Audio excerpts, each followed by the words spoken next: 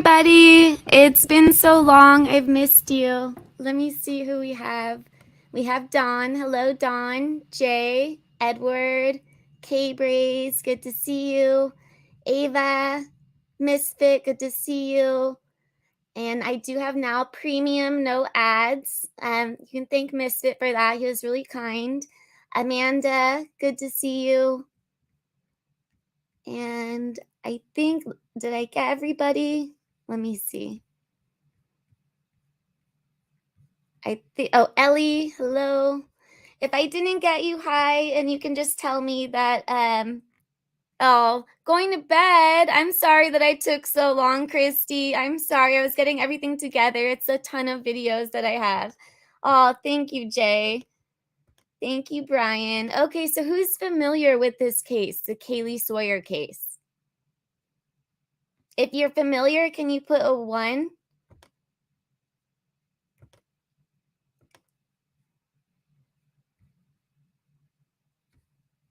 If you're not familiar, put a 2. And if you know like a little bit about it, put a 3.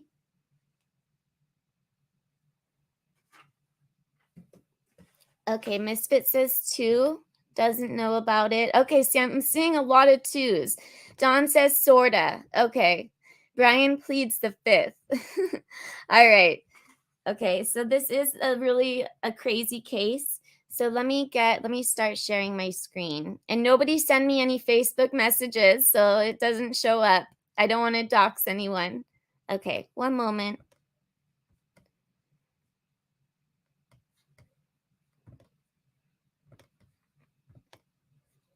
Okay, so this is Kaylee Sawyer, who we're going to be speaking about. She's a 23-year-old. She was from Bend, Oregon, and she went to school there. She lived with her boyfriend, Cameron. She was very creative, enjoyed photography and writing poetry. Her parents divorced when she was young, but she still had a great relationship with both of them. She was always happy and smiling, and it was a quote that said everyone was a friend to Kaylee, even if they were a stranger. So on the night of July 23rd, 2016, Kaylee went to a bachelorette party where her and her friends were going to different bars and just hanging out. And let me know if you can hear me. Put a 1 if you can. Oh, yeah, you guys actually put a 2. So you can hear me. You were able to answer that. But okay. Yeah. So they were going to different bars and stuff. Kaylee's boyfriend was not there, but some of his friends were. And Kaylee started dancing with another guy. And the boyfriend found out through one of his friends that was at the bar. So it was the end of the night. Kaylee, she was really inebriated. She did call her boyfriend to pick her up. And even though he was mad, he still went and got her. She also called the friend that saw her and the guy that she was dancing with and apologized to him and was like, it's not like what it seemed like. I'm sorry that that happened. And so then they started fighting more and more in the car about what happened. And it got really heated on the whole ride home, even when they got to the apartment. So once they got to Kaylee and Cameron's apartment, he decided he just stormed off into the house, and she said she was going to wait in the car and try to cool off and just calm down. So she was just in the car by herself, and 10 minutes went by. And then Cameron went outside to go look for her to bring her in, and she was gone. And the passenger door was completely open, and she was nowhere to be found. And he was looking everywhere for her. Then he started searching. He sent multiple text messages to her. So let me show the text messages that he sent to her. Can you see this? I'm expecting someone to say yes, but here, let me open it on my phone. And sorry, it's hard to see comments right now. Okay, I'm assuming you can. So he said, where are you, Kaylee? Please just come to be with me. I don't want to play this game. I'll start searching, but please help me out. She said, my phone's about to die. He said, please don't do this to me. And then it goes on just a tiny bit further. And he said, I apologize for being upset when I picked you up. So he apologized even though what the situation happened, he just wanted it to be over and have her come in. And she said, or he said, I just drove up and down College Way really slow. I didn't see you and I don't know where else to go. Just come back. And she said, are you kidding me? Because that's bullshit. Goodbye. So that was the last anyone had heard from her. No one heard from her again after that. And so then the boyfriend decided that he was going to call police and to report her missing. So let me play the 911 call of the boyfriend calling the police. And I have so many clips for this. I always say that, but this time I really do have a lot of clips. So here, let me use this. And put 1 again if you could hear it. Dispatch, how can I help you? Hello? Hi. I'm not sure if this is quite the right number to call. Last night I got home from the bars with my girlfriend, and she got upset at me and ran off. Mm-hmm. And I chased her and wasn't able to find her, and I still haven't heard from her. Her phone's off. I called all her family, and they haven't heard from her, so I'm wondering what you recommend I do. We can put in a call, and we can have officers or deputies look for her. Okay. And where was she last seen at? College Way. College and what? Alpine Meadows apartment complex. It's like at the top of College Way. In that apartment complex? Yes. In a specific apartment or? In the parking lot. Just in the parking lot? You guys don't live there? Or? Yes, we live there together. Okay, what's the address?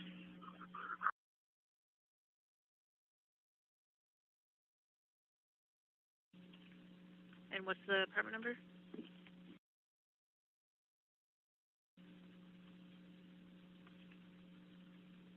And this is her address as well, the Aubrey Pines? Yes. Okay. And it was last night? Yeah. About what time? It was like 1 o'clock in the morning. Okay. They got walking or something from this address? Like, she was mad? Yeah, she was mad at me, so I walked inside and told her to come meet me, and then when she's like, calm down. And then I went back out in 10 minutes, and she was gone. And I called her a few times, and she said she was walking down the street. And then I guess she said her phone was about to die, and then I couldn't get a hold of her after that. I haven't heard from her since. Okay. She took off on foot? Yes. What's her last name? Sawyer. Sawyer? Yes. First name? Kaylee. Kaylee. And what's her date of birth? March 2nd, 1993. And she's got her phone with her? She did last I saw her, but it's been dead all day, and what's the phone I imagine she would charge it. Let me look at my phone real quick. Sure.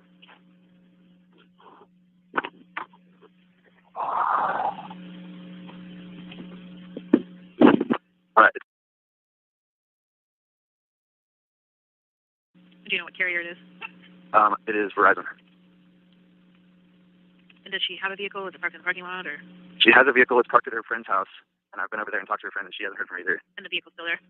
Yep. And what's the color, make, and model? It's a Subaru Impreza, and it's like a dark grayish blue. Do you happen to know the plate on it? I don't. That's fine. And it's parked at a friend's house? Yes.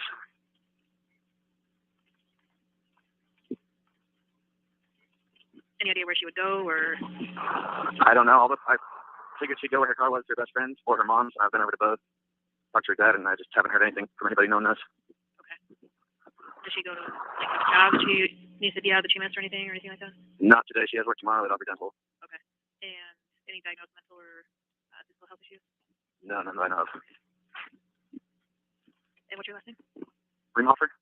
Riemhofer. And your first name? Cameron. And what's your date of birth? C-A-M. Is that C-A-M-E-R-O-N, or? No E. C-A-M-R-O-N. Okay. And a phone number for you?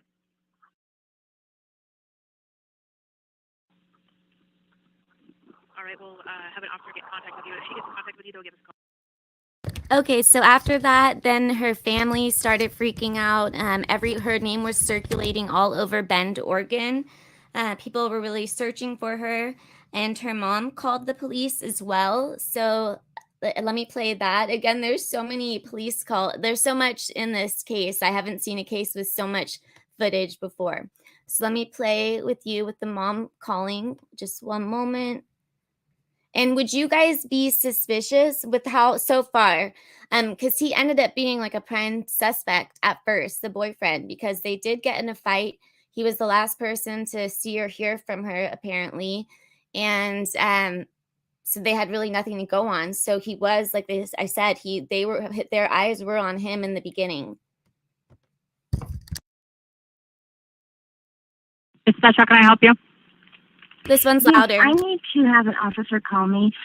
My daughter is missing, and she is over 23, but she has epilepsy and some medical issues. What's the address that So- she's missing from? It's her boyfriend's. She and her boyfriend, they live up at the Regency by COCC. I don't have the exact address.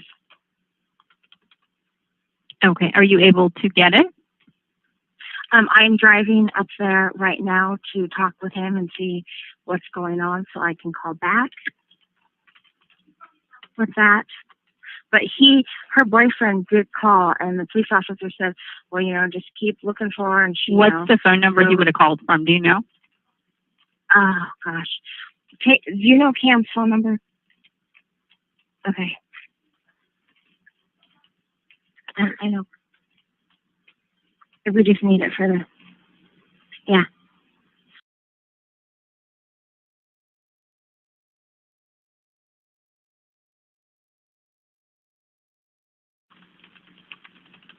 All right. And what is your name? My name is Julie, Juli. Last name Van Cleve, VANCLEAVE. And your phone number? Okay. I'm going to have the officer who spoke with her boyfriend earlier give you a call, okay? That would be awesome. Thank you so much. You're welcome. Bye-bye. Okay, so after this, now, like I said, hundreds of people, they were searching for her. And then after some time, her boyfriend, they ruled out. They also ruled out the guy that she was dancing with at the bar and the friend that she went there with. And Kaylee's parents, they were super close with her. So they knew going 2 days without talking to her that something had to be terribly wrong. And the mother said she felt a shift in her body that told her that Kaylee was no longer alive. And let me see what else. So now we're at Monday morning, and Kaylee didn't show up to her job that she loved, her dental job. And officers started to track her phone, which was pinging all over Bend, Oregon. But it ended up being just an old iPhone of hers that she gave to a friend, so that led nowhere.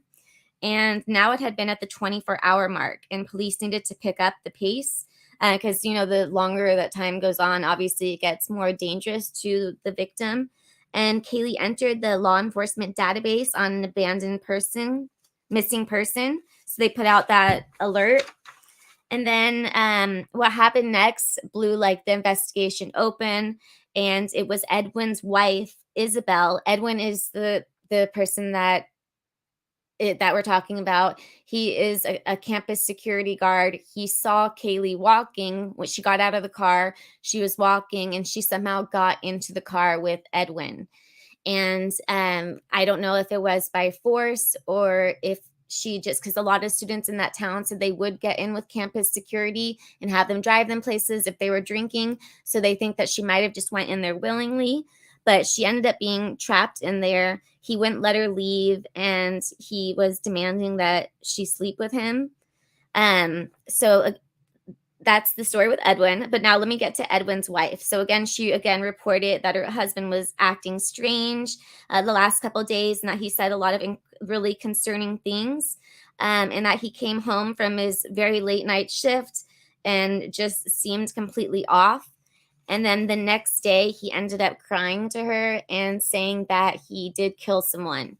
And he said that he killed them by accidentally hitting them with their car, and then he panicked and hid their body. So they went to church that Sunday. It was after church that he told all this, because he is, I guess, a religious person. And he told her that Kaylee's stuff, like her ID and her phone and all that, was in the family shed at the house. And he took the family's gun and he fled at that point. So officers went to the house. They did find Kaylee's stuff in the shed, also a bloody rock. They found hair. And so that pointed to much worse than a hit and run. It did seem like it was looking like a violent homicide. So let me play the interrogation with Edwin's wife, because that part is interesting. It's weird not having someone up here to talk to. Let me see. Okay. I'm just going to type it in so I don't have to keep making you guys wait.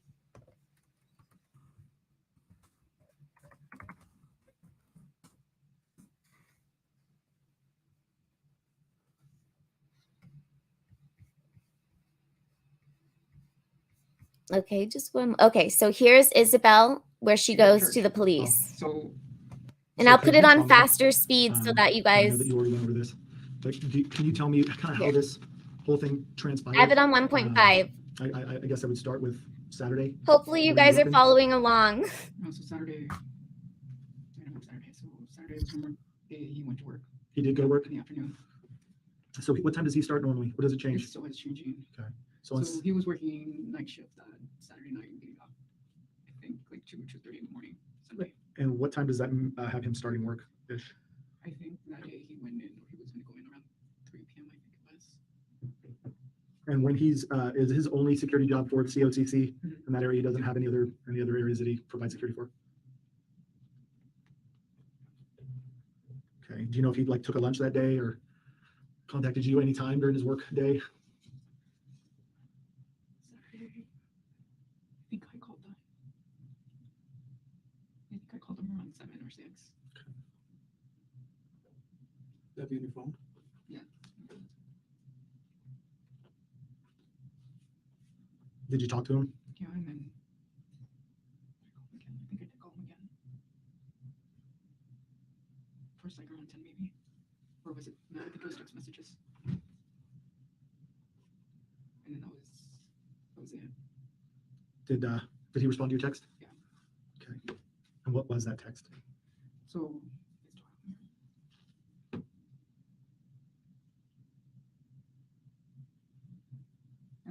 it was late. It was 11:30. We're talking about this light show that he had done, and he asked me to fix it, and I was just telling him that he had done too much on the slideshow. On the light show? The slideshow. Slideshow. Okay. It's like the PowerPoint. Yep. That's what it was. Okay. Normal conversation as Yeah. far as okay.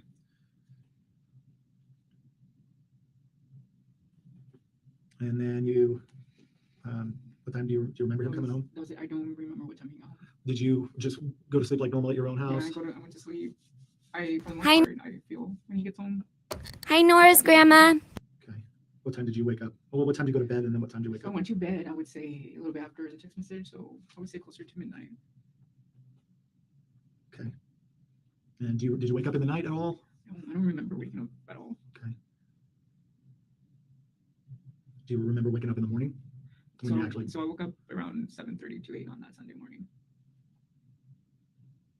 And was he home? Yeah, he was there. And I woke up. What was he doing as far as was he getting in bed? Was he eating breakfast? When I woke up, he was in bed with me. Okay. He was already in bed. Was he awake? We were waking up at the same time. I don't know if he was awake or. But we were. It was the time to get ready to go to church. Oh. So I don't remember if he was already awake or not, but we were still both in bed. What time does he normally get off when he works graves? Like he starts at 3. What time is he normally home? So what do you mean, Like when he works the graveyard, like he did on Saturday night, he starts at 3 p.m. What time? Like does he work a 12-hour shift or? It's always changing. It's always changing. It's always unpredictable. So I actually was in the point that I didn't even know when he was going to be working or not. Okay. Usually had his schedule on the refrigerator, and I would just go check it. Okay. Because it was just changing all the time. Okay. But so he didn't have any standard hours for his graveyard time. Mm-hmm. Okay. Do you know if he worked normally 8 hours, like if it was a normal day? That day, or just in general, because you don't know that day, right? In general, I think it's always been 10 hours. I think. Okay. Makes sense. But you see, that's where sometimes I get just crazy. Sometimes he would just work for hours. Yeah. It wasn't predictable. Okay. So not sure on what time he got off or what time he came home, but when you woke up, he was asleep and you guys were both kind of waking up at the same time. Mhm. Is that correct? And you were both planning on, or you would normally both go to church? Yeah. So he's used to maybe getting a few hours and then getting up and being okay to go to church on Sunday. That would be normal. Okay. Did you guys do that? When it happens, like I said, his schedule gets all crazy. Yeah. So when it happens, he's okay with it. Like, Okay. Did you do that on this Sunday? Did he get up and go yeah, to so church? that's Hopefully this speed is okay. Let me know if it's not. Normally when he comes home and like, does he wear his uniform home with him? Does he have a locker at work that he changes into before? It's a give and take. He usually does bring movies in and like wash it. Okay. Sometimes he does leave it at work. Does he have like a locker at work where he I leaves? think they do. So when he goes to work and he has a clean uniform, goes to work, does he come in home wearing like just a pants or? He doesn't come home wearing the uniform. So we have some change clothes in his locker that. He'll either bring it with him and he has a bag Uh-huh. that he'll bring in if he's bringing it that day. And it's usually when he wants to wash it. Because I don't think they have many uniforms. I think they only have like one uniform or something like that. So he's like washing it. So he doesn't like drive his uniform? No, he doesn't. No. But he does have a locker, yeah. I think so, yeah. I don't think they share it or anything, but I think they do. And he drives home, so he'll drive to work in his car and then drive their patrol car or their security car, right? Okay. So what time is church on Sunday? 9 in the morning. Is that and where's the church? So it's La Roca, it's Spanish, it's called Rock. It's on Division Street. And then Okay, and then are you noticing anything weird at all at this point? so yeah, so he was very quiet on the way to church. Wasn't saying much. It's just unusual. Mhm. At church he was just very quiet, very just withdrawn. Like he would usually like grab my hand or something. He wasn't doing it. So when we got out of church, I asked him, "What's wrong with you? What's going on?" I don't know. You know, we've been together for a very long time. I know something's up. Do you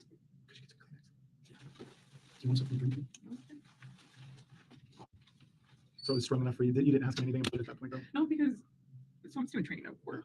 It's been stressful. Sure.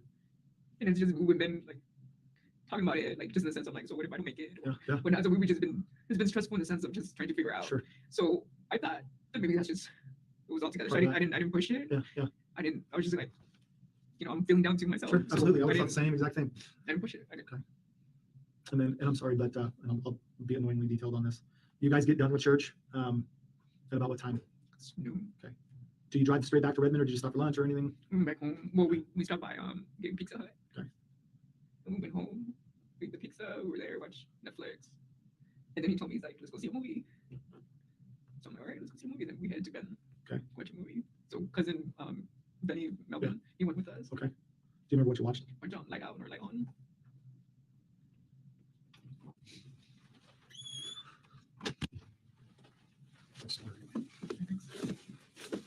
Do you remember if about what time the movie was? 7:45,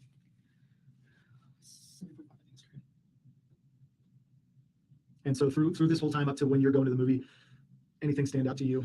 No, not at that point. So him being all withdrawn was all the way up to, I would say, towards the time that he told me to watch a movie. Yeah. Then he kind of went back to, or at least I didn't pick up anything at the point, and I was just like, okay, let's go. Okay. So nothing, we watched the movie, and I've been with him since Sunday morning when we woke up. I've been with him Yeah. all throughout. Yeah. Okay. Which is a normal day for you guys, right? I mean, you guys spend a lot of time together. Yeah. Okay. And then when you get out of the movie, what do you do then? We walked around a little bit, Deal Mill. Okay. And then that was it. We got in the car. We went home. We went to go drop off Benny, and we went home. Okay. Did you guys take the Ultima to church? No, we were in the Jeep. Okay. Were you in the Jeep everywhere you went that day? Yeah. And where was the Ultima In parked? the car. I mean, in the house. Just parked On the street or in the driveway? on the street where he usually parks. Okay. That's normal. He parks on the street with the Ultima. You know what I just thought about right now?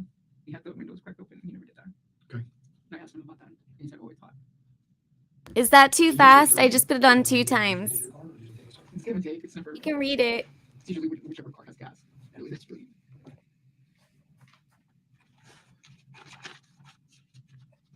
And was he supposed to work on Sunday night? He was supposed to go in. I think 2 times seems okay. Monday. So he had yesterday off. and Sunday off. Okay. And then when you guys got home, about what time was it from the movie? After you walked around, did you drop Benny off? Drop him off. Okay, I'm seeing too fast. I'll put it back to 1.75. Or if people want 1.5, let me know. Let's see. It was late, like 11, maybe towards midnight. Yeah. And then did you go straight home from there? From dropping off, yeah. Dropping off, then we went home.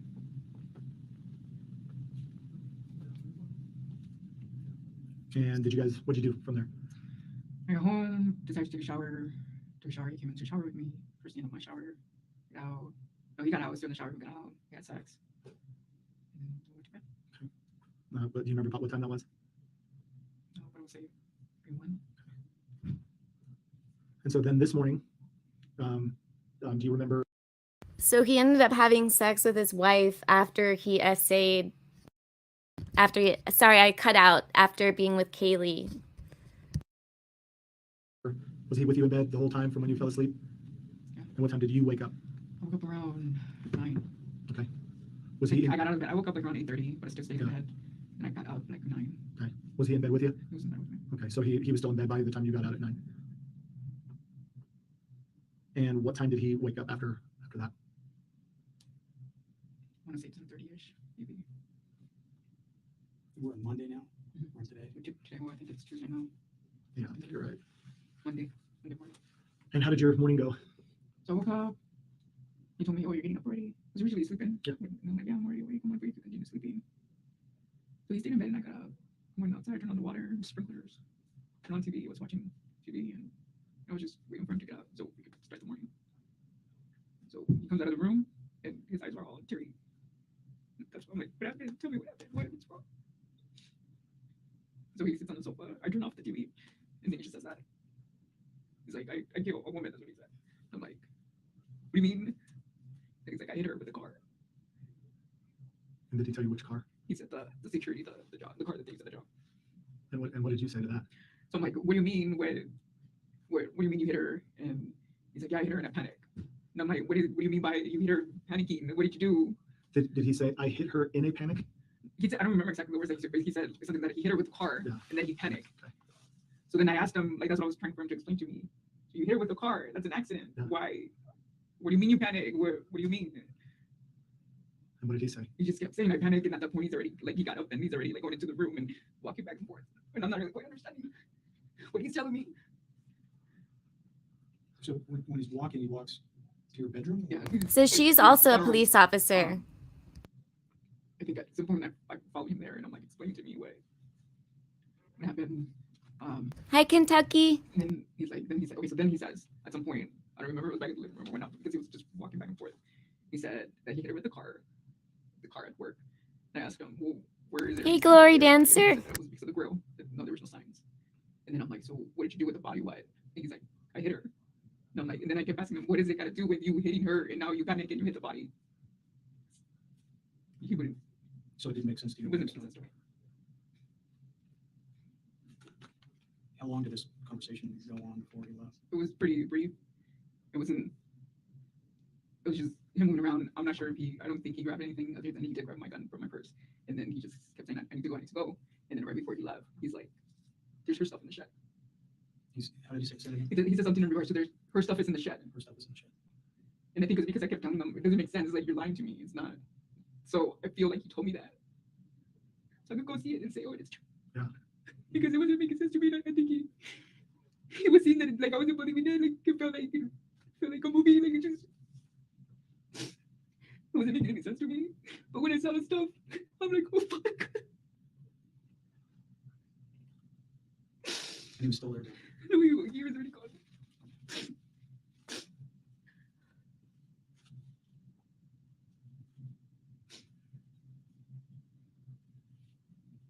He never said what.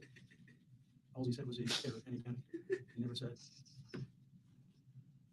It wasn't making any sense to me because I'm like, why would somebody do that, especially you, especially him? Like, it doesn't make any sense.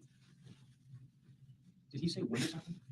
So he just said, He just told me the story. he just like when he was working that Sunday morning, he didn't give me like a time. So I can't imagine how emotional that would be of her going in and turning her husband in. And they had no idea who had done. It was completely cold until she went and did that.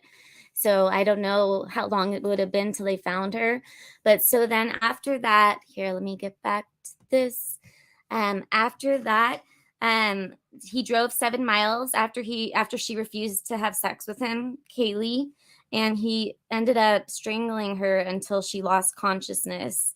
And then after that 7 miles that he had driven, he strangled her again and SA'd her. And then I know I'm trying to get better with saying stuff on here. You guys know what I'm saying. And she was still alive at that point. So he hit her in the head with a rock again. So that was the second time that he hit her in the head with the rock. That's the bloody rock that they did find at the shed. And that's how she died, was from the blunt force trauma to her head. It didn't match up with getting hit by a car or anything like that. And after that, he drove back after he killed her, he hid her body. He didn't hide it that well, but he did hide it. And then he drove back to campus to change cars, drove back to the crime scene to conceal her body more. And officers ended up locating his first car that he was in and found notes about where he killed her and apologizing. So let me show those really quick.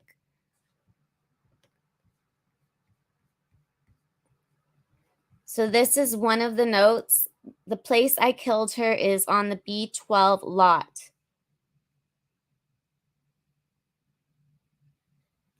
Something maybe northwest, south, I don't know, something west, maybe on your College Way. I'm not sure what that says. If you guys know what that says, let me know. So that's the one note that he put. And then the other note that he put in the car said, oh, sorry. Let me see. Okay. Trying to grab everything.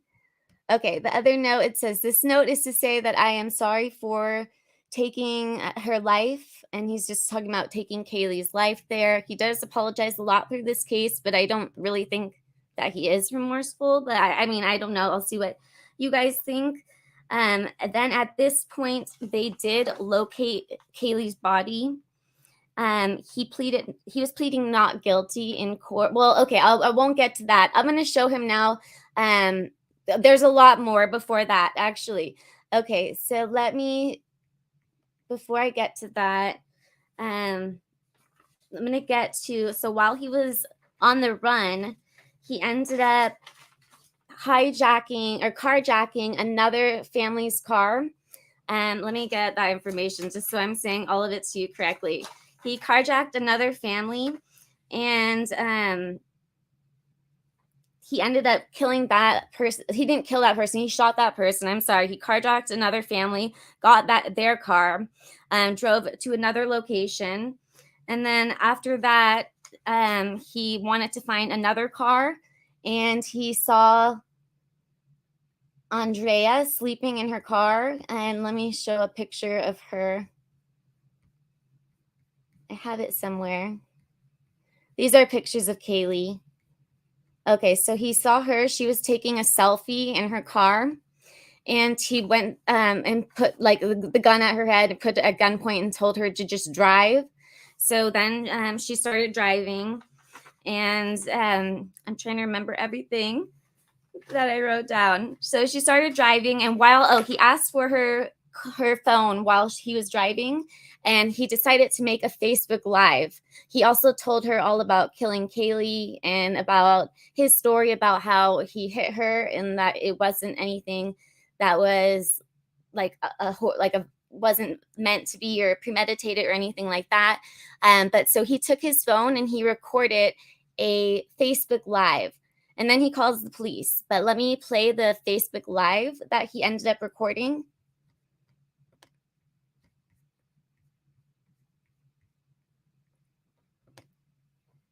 And hopefully you guys are still with me.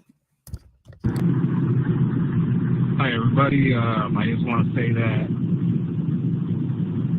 I apologize for everything I've done. Most likely I'm going to get caught. And sorry about that girl in Central Oregon. And I just want to let family members, Andrea, that she's fine and she will be fine because so far she's been doing what I've been told her to do. You know, and if you guys are wondering if I have done dirty things to her, no. All right, I'm not that kind of guy. You know, he says he's not that kind of guy. I used to kill that other girl, you know, and I regret it. I regret killing her. You know, she's kept screaming, and I had to silence her forever. So, you know, like I say, she's still fine. We're driving, and she'll be home pretty soon. I'm sorry to her grandma and her family members, to her boyfriend. You know, I'm sorry for everything that I caused. Okay, and you'll see her pretty soon. Okay, tell the cops that not to shoot us, because if they shoot us, then that's not my fault. Okay, but sorry, everybody. Bye. So I forgot to mention this. Before that, they did go into a hotel. He checked into a motel with her, and he pretended. He said, "You have to pretend that you're my girlfriend." So she did that, and there is footage of them at the hotel. It's probably easier if I just like search it this way.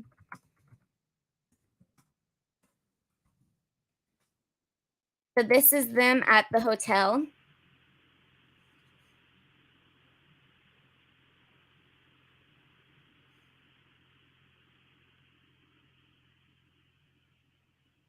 And after that, he attempts to take a 76-year-old person's car at the motel, and that doesn't work, or he ends up shooting them there. And then he goes to a gas station and tries to take another car as well. So there's multiple cars that are stolen. That's why it's like a police chase and so many different things in this case, multiple police chases and interrogations.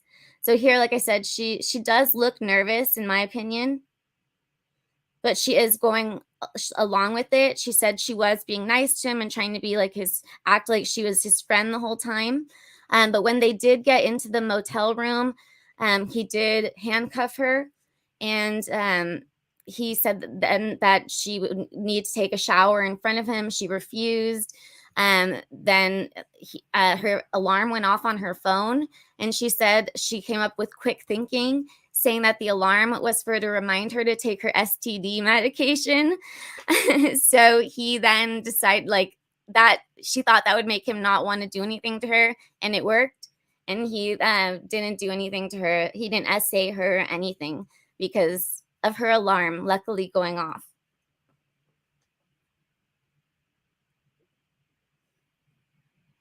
Right, Jay? She is very clever. So the person he shoots, there's not much here going on, but he does, like I said, shoot someone at the motel. And let me play that because, like I said, there's so many different things. Okay, so here someone calls about the shooting at the motel where he tries to carjack another car. Agency? Hi, it's Karen at CHP. Hi. Hey, I just transferred a call to medical at Super 8 Motel. The manager there said there's a gentleman who says he got shot in the stomach. And he's laying down in room 108. 108. All right, Karen, I'll get the info of the guys. Okay, thanks. Bye. Bye. So I guess that's a lesson. If you ever don't want to do something, just use that excuse that she gave. And yeah, it worked. Like I said, it worked for her.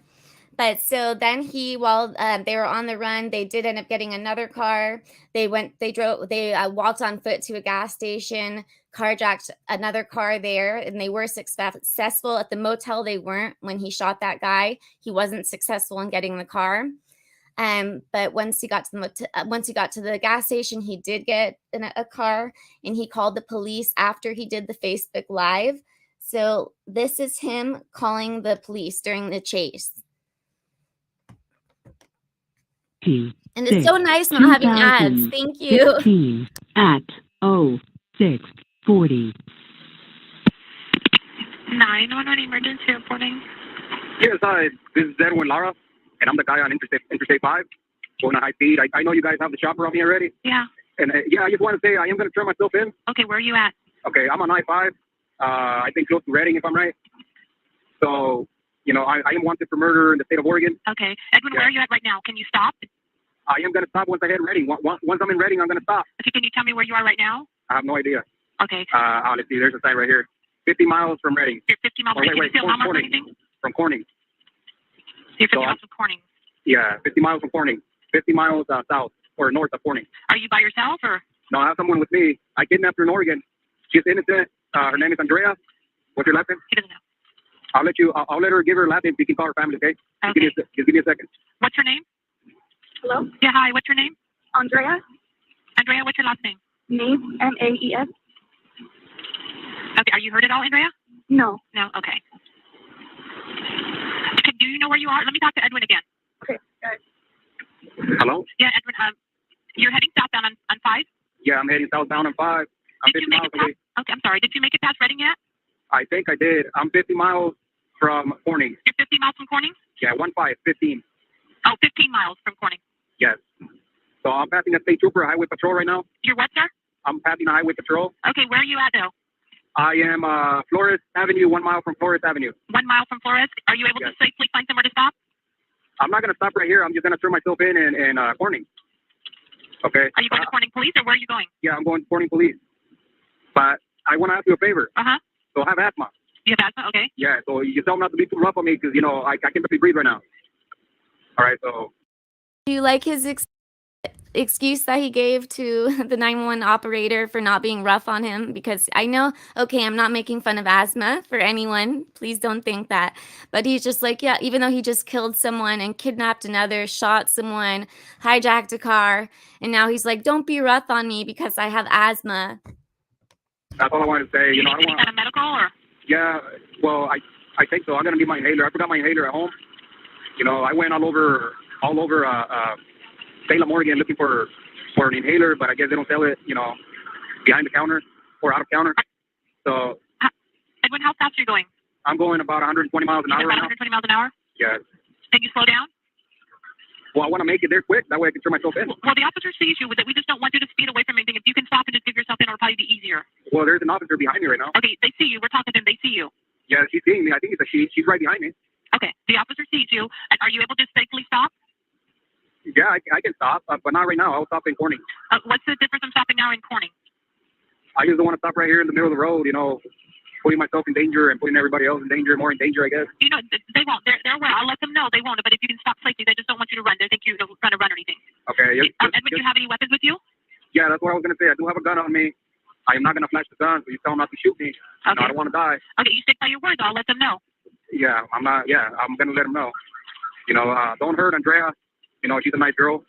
Don't hurt her. I'm actually calling my family just to say bye to them.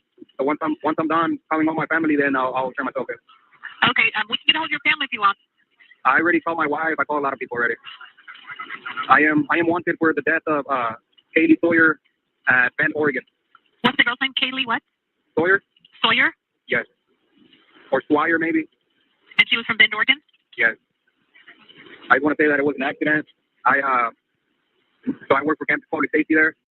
And I used to go to Bend, Oregon all the time when I was a kid. I know the Deschutes River and Mount Bachelor, so I'm really familiar with this place. I was going to possibly live there at a time, so that's also why I wanted to do this case, just because I know the area so well as well.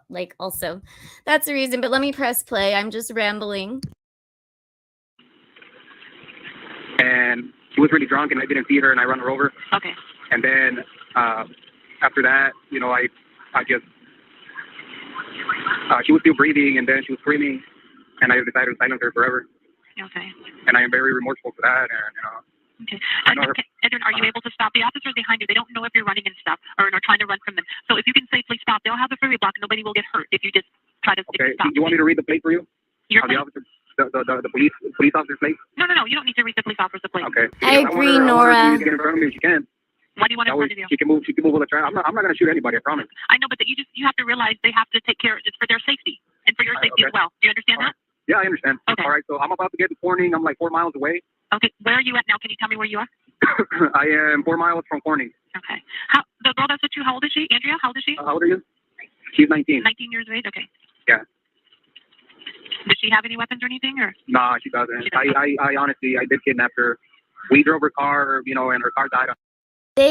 Initially they did arrest her because they thought that she was conspiring with him, but then they let her go, obviously. So I had to borrow somebody else's car. Basically that's what it is. Okay. But yeah. So, Edwin, can you pull over safely for the officer? Right here, right now? If you can find a safe spot, you can pull over the shoulder. They're going to have a freeway block. Nobody will get hurt. But I just don't want you to run from them, and they think you're running from them. So if you can just pull over, find a safe spot completely out of the lanes. Don't stop in the lanes or anything. Find a safe spot and just pull over. Okay, I'll slow down for them. Okay, you're going to slow down? Yeah, I'm gonna slow down. Okay. You know, I don't want somebody else to get hurt. Okay, good. So are you going to stop? Yeah, maybe. I will stop right now. Yeah, maybe. You know, I'm shaking up. I mean, I'm shaking. I understand. I don't want to get shot. I mean, Okay, I will let them know, but you need to make sure you just listen carefully, okay? okay. Just to let you know, I have a bulletproof vest too. Are you wearing it? Yes. Okay. Okay. Well, you're not going to try to do anything, right? No, I'm not. Okay. You want me to throw my gun out of the window right now? You don't do that right now. No, don't do that right now. All right. I just want you to stop safely. I can just give it to Andrea, see if she wants to kill me. No. You don't want to do that to her and yourself. All right. So yeah, I'm just gonna call her grandma and apologize, and then I'll stop. You know, right now, let's just kind of worry about you stopping. Okay. Just worry about stopping and get you guys both safe, okay?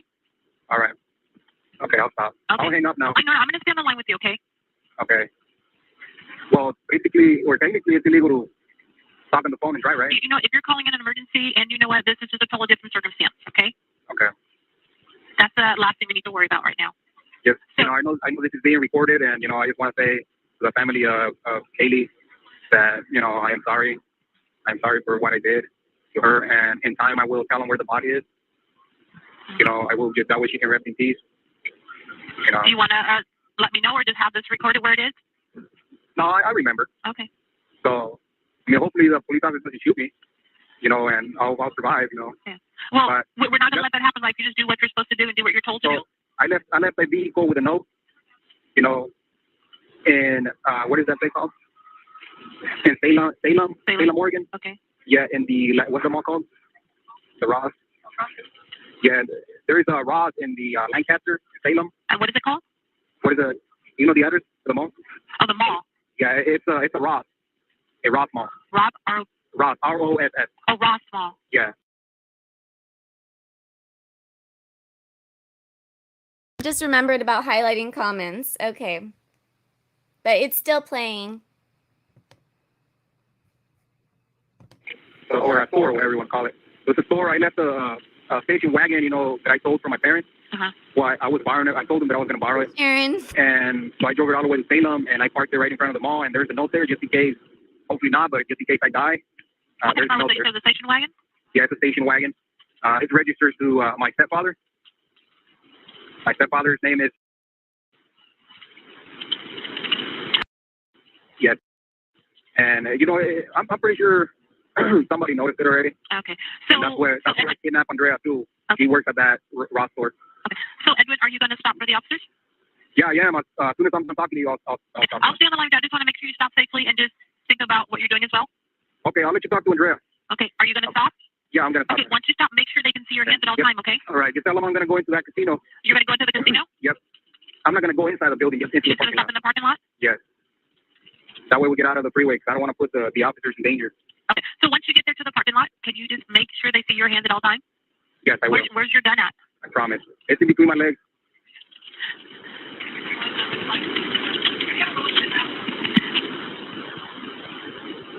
They tell them that not to be too You already passed the casino? Yeah, actually I did. Why'd you tell me that then? Because I'm trying to find the road. I don't think there's a road to get in there. There is. There is. Okay, I see a bridge, and I was trying to get there to see if I find a way to get to the casino. Okay, are you able to safely just pull over then, so the officers don't keep them chasing you? Just pull over. Yeah, I'll pull over right now. Okay, I'll let you talk to Andrea. Okay, just don't hang up. I'm not. Hello? Yeah, hi, Andrea. Are you okay? You don't need any medical or anything? No. Okay, so Edwin, where's his gun at? Does he have it between his legs? I don't know. Can you see it? He said he had it between his legs. Is he stopping? Yeah. He is stopping? Mm-hmm. Okay, make sure your hands are up too and stuff. I know you're on the phone right now, but just hold your hand up so they can see your hands too. Okay. I'm going to stay on the line with you until the officers get there, okay? And you're going to be okay. Andrea? Mm-hmm. Does he have his hands up? Yeah. He does have his hands up? Okay. Just tell him to make sure that the officers... Hey, who are you? Tell him I can't. He said he can't hear her. Do I get out or do I? Tell him we're letting the officers know that he can't hear her. He's already walking towards them. He's walking towards them. Tell him to make sure he holds his hands up. Yeah, he is. He is. Tell him to turn around and not walk towards them. He can walk backwards towards them. I can't. He's too far. Okay. And if you want to do the same, once he gets out and stuff, just turn around and walk backwards towards him. Don't walk facing them. Okay. Do I stay on the line with you? Once you get out, I'll go ahead and disconnect the line. Once you get out, can you see, do they have him in custody already? They're putting the cuffs on him right now. Putting the cuffs on him? Yeah. Okay, I'm going to hang up and get out, and you walk backwards towards him with your hands up, okay? Okay. Okay, Andrea, it's going to be okay. Oh, she told me to stay in the car. She told you to stay in the car? Okay, then whatever instructions they give you, then do that. Okay.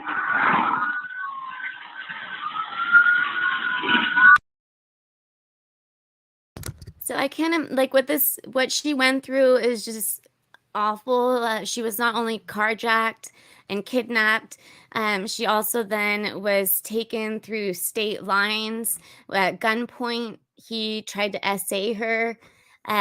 She knew she was with a murderer at that point, and she was able to stay cool, calm, and collected until the 911 call. She did start crying, but by her doing that, I think that did save her life versus her panicking.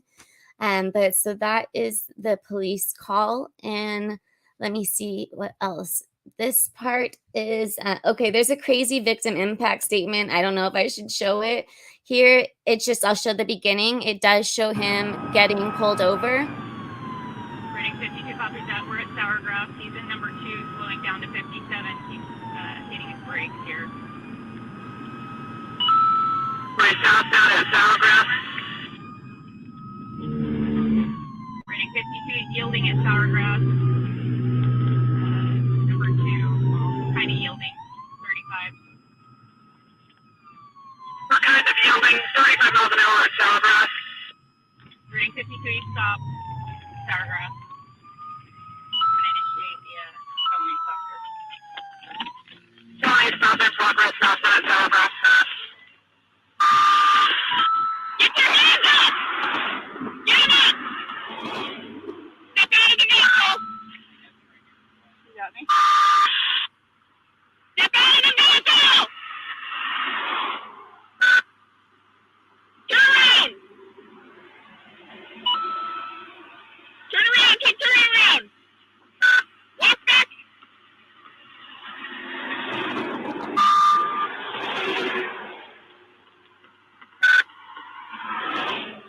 Step over to your right!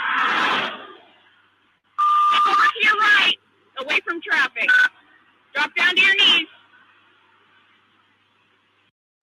He made me think he was gonna back into that semi truck for a minute. It almost looked like that.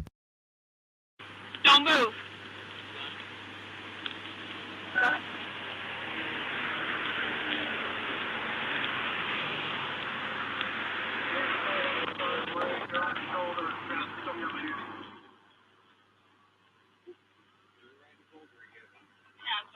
How you guys doing running this? Pretty good? He's joking with them. He's saying, he's asking them how they're doing, and he's like, pretty good. So that's just them looking at the car now, and they're getting her out. So I don't think I need to show really any more of this. I mean, this does show him in the cop car.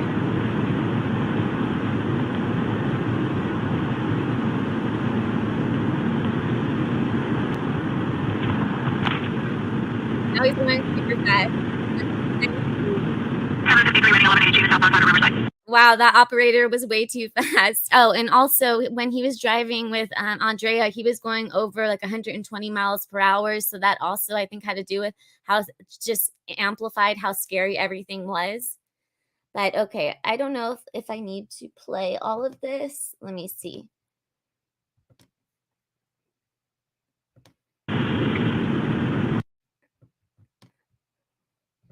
Yeah, this is This isn't really important because he does in the interrogation video. That's where he like tells them his story, and it is interesting seeing the police interact with him because they almost are acting like they go back with good cop, bad cop, acting like they're his friend. Like, come on, man, just like tell me what happened, what went. They're just doing like the buddy thing with him.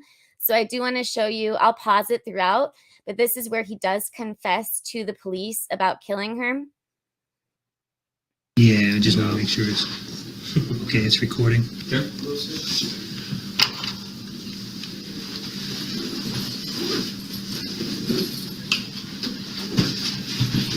Is he working off a list of questions?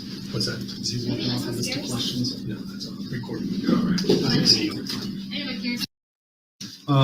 But before we do that, do you have any questions for me on the onset before I advise you of some things? Because I'm going to advise you of your Miranda rights and your consular rights, okay, right? Before we start talking about things at all. But as far as questions you have before we get into that, I'm all my cards on the table kind of guy. Okay, I'm not going to come in here and try to be all tricky or whatever. Detective McLaughlin's the same way.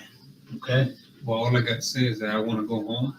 Okay. I'm going to do everything possible to go home. Yes, sir. And home meaning Oregon. Yes. Okay. Because home, right? yeah, we're working on that as well. Okay. So that's something we're working on. Let's see here. Mac, when I'm pulling up this language, Yes. can you advise? Sure. So Edwin, at this point in time, I do want to let you know that the room is being video recorded. It's also being audio recorded. Just for the sake of being official, today's date is the 26th of July, 2016. I have about 12 hours. I'm Detective James McLaughlin. Present with me is Detective Sergeant Eric Beckwith with the Redmond Police Department. Edwin Enoch. Laura, is that right? Okay. So I want to let you know I'm recording the conversation so that you're aware of that. Okay. Is there any questions about this conversation being recorded at all? No. Okay. Just so you know, initially, can you back up? Yeah. We're going to ask you some questions about the MVA, that stands for the motor vehicle accident, all that stuff. Okay. Before we do so, I'm going to advise you of at least your Miranda rights before we get into the consulate information section. You do have the right to remain silent. Anything you say can and will be used against you in a court of law. You have the right to speak to an attorney and have him or her present with you while you're being questioned. If you can't afford to hire an attorney, one will be appointed before any questioning if you wish, okay? Very important. Also, we're here to talk to you because we know that, we've spent the last 16 hours talking to Isabel, finding out stuff about you with your family and those kinds of things. I know you got a heart that's probably pretty heavy and you want to tell us some stuff about the vehicle accident, and that's why we're here, okay? So it's important that you hear what I just said to you. I want to make sure that you understand those rights that I just read to you. Okay, sir. I also have to read you, these are your consular rights, okay? So I'm going to read this directly verbatim. It says as a non-U.S. citizen who's being arrested or detained, you may request that we notify your country's consular officers here in the United States of your situation. You may also communicate with your consular officers. A consular officer may be able to help you obtain legal representation and may contact your family and visit you in detention, among other things. If you want us to notify your consular's office, you can request this notification now or anytime in the future. Do you want us to notify the consular's office at this time? No. Okay. All right, so here's the thing I just want to get to, the nitty gritty. We have not been able to find Katie's body. Can you please help me find her body immediately before we start talking about anything else? The reason why I'm asking you that is I've done this a bunch of times. I want to tell you where the body is. Yeah. I do. But I want to get home first. Okay. So here's what I know about this. Hear me out, sir. We can't change what happened, the three of us in this room. And people will care more about what happens right now than what happened before. So we know that you've been talking to some people, et cetera, right? And because we have different jurisdictions, I can assure you that right now the DA's office is working on allowing us to take you back to Oregon, okay? But they're still working on that, okay? So in the meantime, we need to consider some things, okay? If this information gets to other people that you were like, hell yeah, I'm gonna tell you, but only until I get what I want, they might try to think of this about something different than what it is, right? And so what I've determined is, and we've looked at this a bunch of times, I don't think you're a bad guy, right? I think that things have spun completely out of control, sir. Sir, am I right? Okay. But that being said, you know from your training and your education that we have a massive load of resources right now dedicated to one thing, and that's to serve the victim's family, okay? And they need that. And they need that right now. And so I need you to remember that it doesn't matter so much about what happened as what you do now. Yeah. And you know this, man. Matt wants to do it, Matt.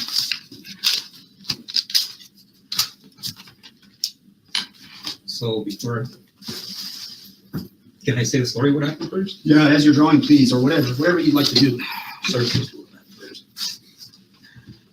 I want to get you out of that stuff. Highway from, yeah, Hey, we asked if we can get out of this stuff so we can. highway from Redmond to Salem, that's not 20, right? I think it's 126. 26.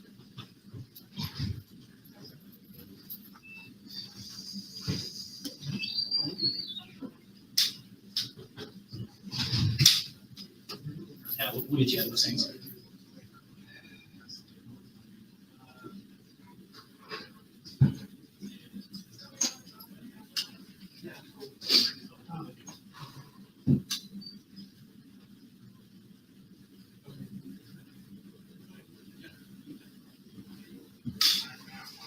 Yeah. We're working. All right, check the box. We're gonna get somebody to get you out of those, man. I mean, so that's highway 126. 126 highway. Mm-hmm. That's going towards Salem. Correct. Do you know that the Chutes River? Chutes River. Okay, are we closer to Redmond? Closer to Redmond. Mm-hmm. So he mentions the Deschutes River. This is actually has nothing to do with the case, but I did go river rafting once in the Deschutes River, and I got like flown out of the boat into the water, and I was freaking out. I think there's a picture of that somewhere because my family thought it was funny, but it wasn't funny to me. But going on. Okay, so about, I'm thinking maybe not even 10 miles. Just keep going. Okay. There's a mailbox right here. It reads 18700. It's right across it. NorCal Gym, it is. South The side of Deschutes the Brewery is awesome. I love it. So this is I've been north. there a few times. Like the Yeah, that's north. It's going to be on the south side. okay. And this is going to be east towards Redmond, correct? And this is going to be west towards Sisters.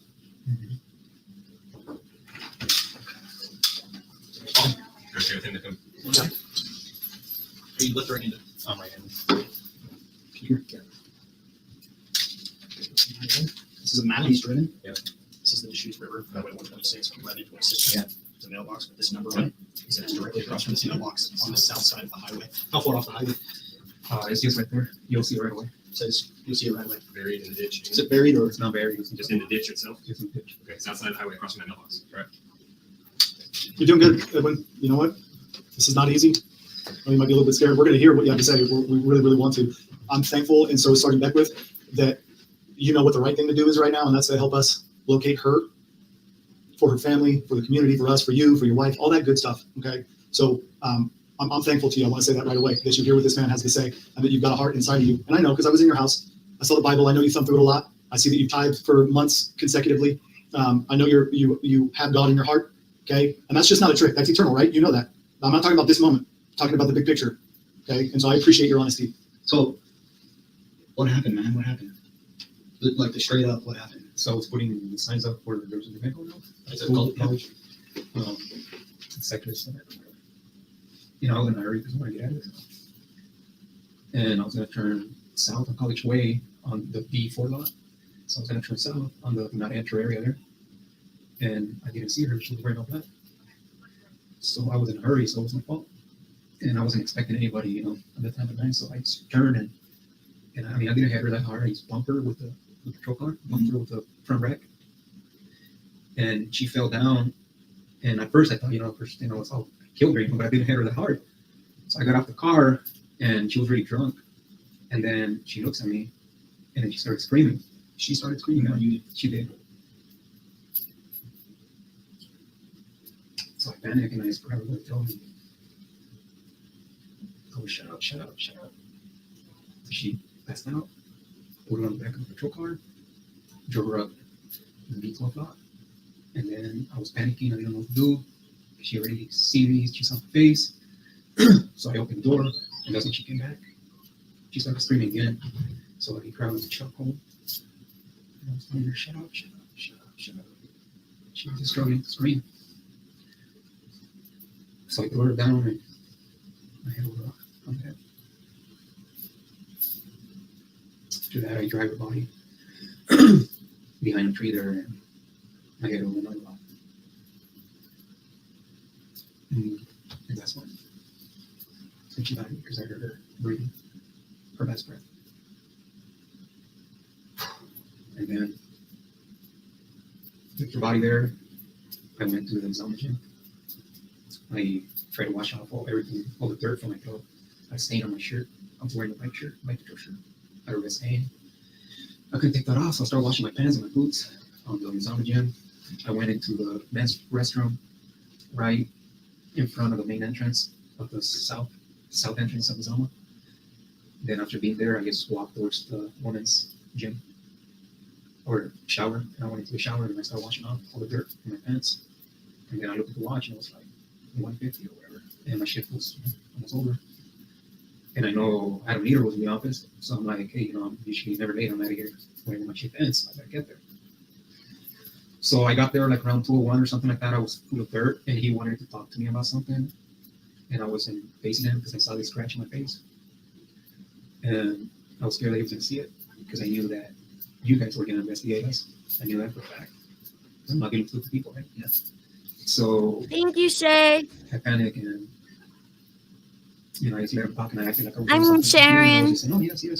And I tried telling him something, but I was so nervous that I don't think he was able to understand me. What I was saying, he goes, what? And I said it again, and he wasn't able to understand me. So at the end, I think he just left it. I didn't Hey, Gary. But I don't think he realized anything bad. I just think he probably thought I was tired or something. Because I told him, I'm tired, I want to go home.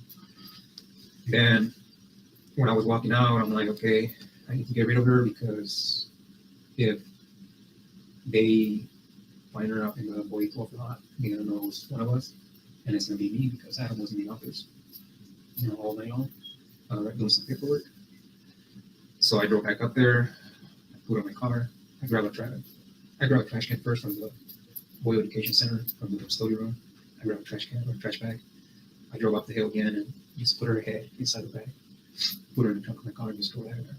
Your personal car? Yeah. Which car's that? The Nissan. You guys haven't found that yet? Yeah, we found it. Okay. But it's not fair for me to put words in your mouth, So I gotta ask. So what happened next? So I drove her to a ditch by close to my parents' house, and she was kind of heavy, So I just grabbed her and pretty much ripped everything off her, like her clothes. I threw her in the ditch, and then I went back home and I was like, okay, they gotta find her there pretty quick. So I gotta move her, put her somewhere else, and they're gonna be able to find her. So next day, actually it was the following night, while my wife was sleeping, I just got up without her noticing that I was, when I left, and I went to move the body. So its location is location. The first place where you put Kaylee, I think is it near your parents? Like how close to your parents' house? So the street is Hemlock, I think it is. Helmholtz. Yes, Helmholtz and Antler. Right in the corner. There is a little, I don't know what that, I think it might be a little creek or a lake or something right there, so we're close to that.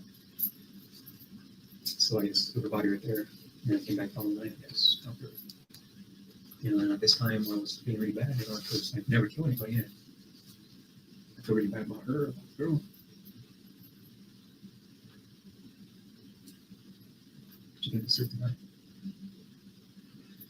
And I was feeling really bad about what I went to.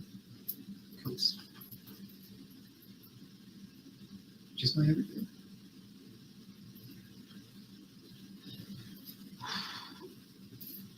And I know that most likely I will die in prison, And that's gonna be one of the things that I'm gonna take in my heart. And the regret of killing this girl. And I know this is being recorded. Apologize to the parents. To the dad, I know the dad has been looking for her. I apologize.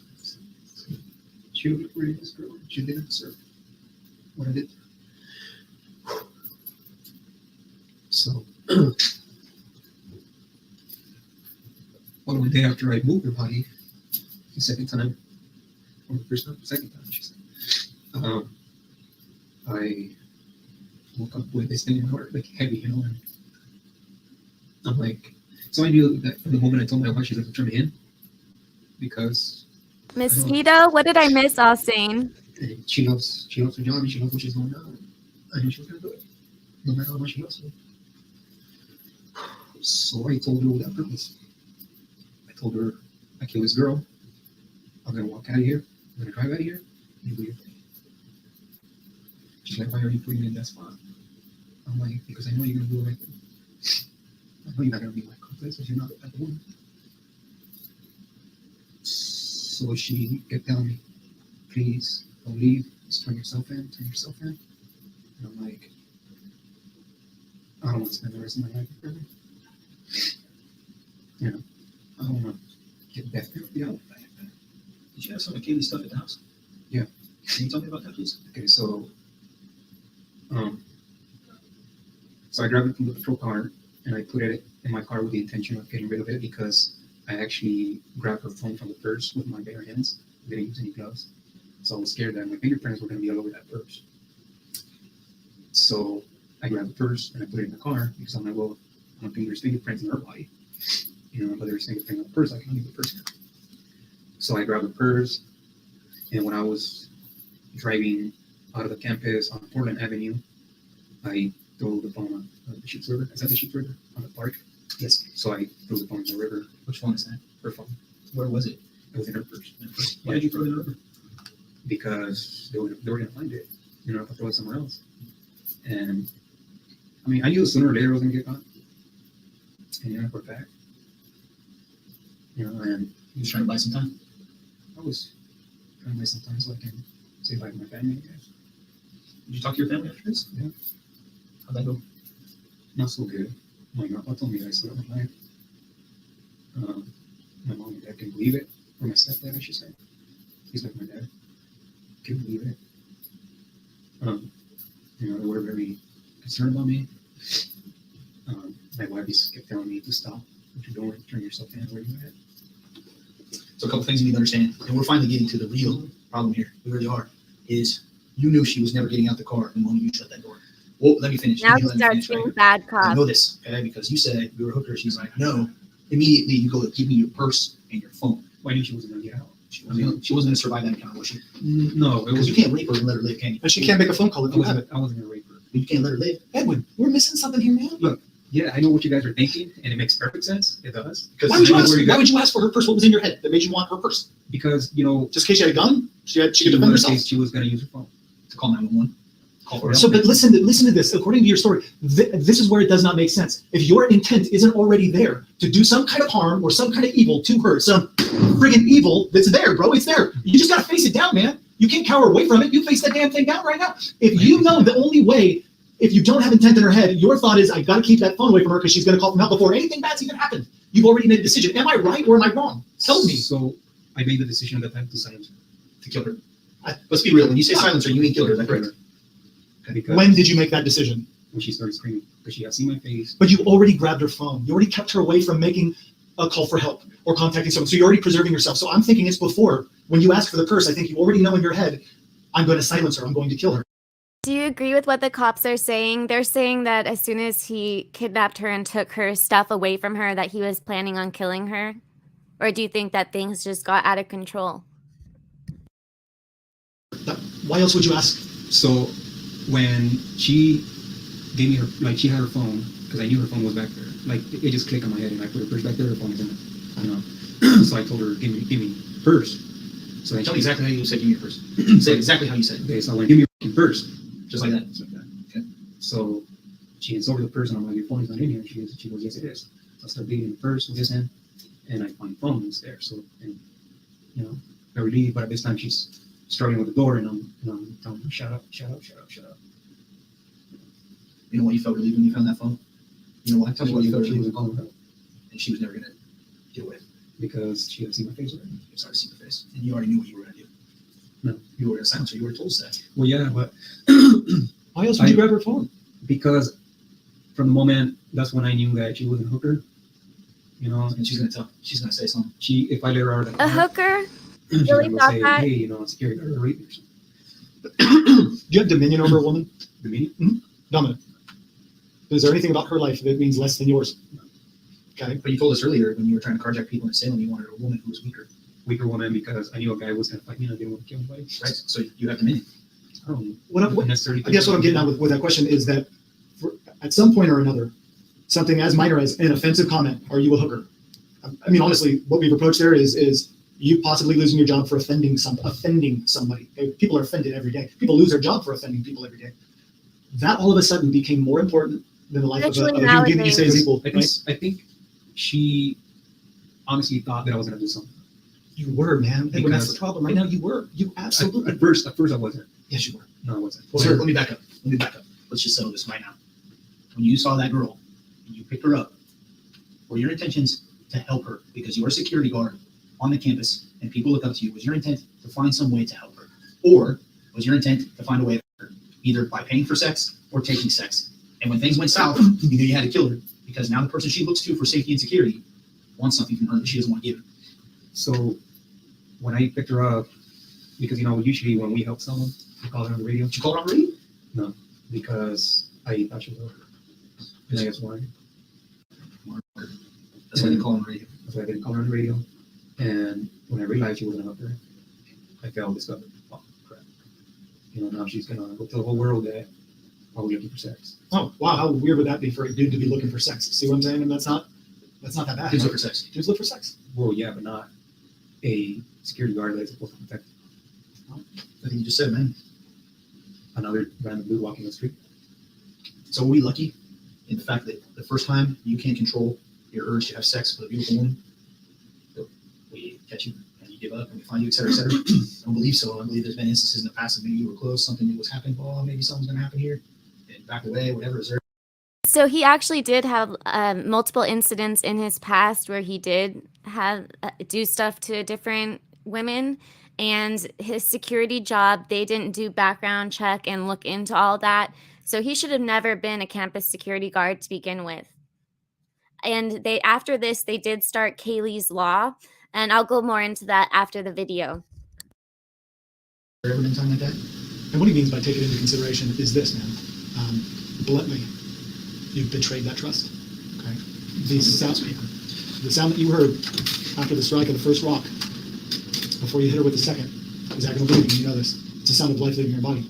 It's a sound of the life God breathed into her, leaving her, and her life being no more, going away, being done. It's the sound of everyone loving her, mourning. It's the sound of her blood crying out from the friggin' earth. Right? You know this. It's Cain and Abel. No. You know what it is? You need to hear it though. Okay? I respect you enough, Edwin, at this point, that I've asked you for detail, and now I'm going to give you my own. Okay? Those are the cold hard facts. Does God still love you? Yeah, she was walking, Nora, you're right. And Edward, yeah, she was walking on College Way when he drove by her and said that he hit her, but we don't know if she got in his car willingly or if he forced her in the car. Will he forgive you? Will he bring you back into his heart? Will he? Questions you have to answer for yourself. But the truth of the matter is that her blood cries out, man. That her life is gone. It will never be replaced. The truth of the fact is this. What you mistook for a hooker was an absolute angel. Was the apple of her mom and dad's eye, was the breath that they breathed, that they spent and cultivated all their life raising and growing, and she is gone forever with your semen all over her. And that's the truth, man. Okay? It's brutal. It's hard to say. It's hard to sit in here, but you got to face it before you can look your God in the eye and ask for that forgiveness and be able to receive it. That's the heart I want to see in that letter. Not graphic depictions, but the heart of a man broken, right? That you look and you can see what you've done, and you can begin to rebuild. You have love, mercy, compassion, right? Vastly different than rage, even in fear, fight or flight, right? Evil, vastly different. Am I right? You've known some love in your heart, right? You love things. This is why I feel like this. Mm-hmm. Because evil was not for me. Right. Somehow got a hold of me. I'm wondering, for me, for the community, for the people struggling to try to understand, this doesn't grow to this unless it's cultivated, right? Somewhat. Normally, in my experience, I don't see evil manifest. The one dates of X. Yeah, actually read books. I see it watered. I see it grow. I see it cultivated. And then I see it manifest into real darkness, right? That affects a lot of other people. inside you, and there's nobody else in there, right? There's nobody else in there. I can only guess. But there had to be some kind of idea or clue. Or let me rephrase that. Was there some kind of idea or clue inside of you that grew with some rage? Maybe that embraced that. Maybe that believed that you were entitled to that. Therefore, it manifested the way it did. Anything in there that you can help me out with to help other people understand, help the people around us that we report to, that we talk to, the community at large understand.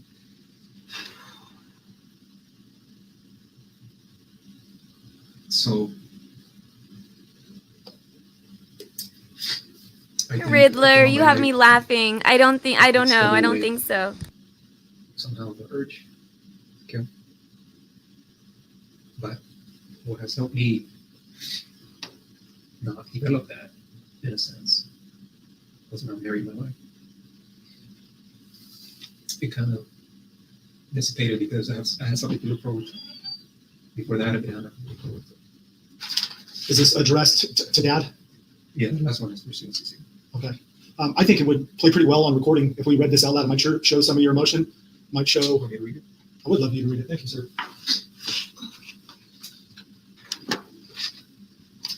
I've been trying to ask Katie for forgiveness, but I don't think her soul hears my crying because God doesn't allow the devil to talk to angels. However, I know Katie hears you, and if you find it within your heart, please ask her to forgive me. Please, I beg you. Please. I know that I will spend the rest of my life asking God to forgive me. I don't think He will. Sir, this is directed to her dad. I'm not sure what your name is, but I know for a fact that you love your daughter. I read something that you were desperately looking for her, and that touched the little heart I have within me. I say little heart a little bit because a man like me don't have a heart. Please forgive me, sir. Please forgive me, and please ask your wife to forgive me too. I fail you. I fail my community. I fail everyone, including my family. I am really sorry. I beg you. A man like me doesn't deserve the job I had, and I will never have it again. The COCC. No one has to pay for my evil doing. Every officer on the campus.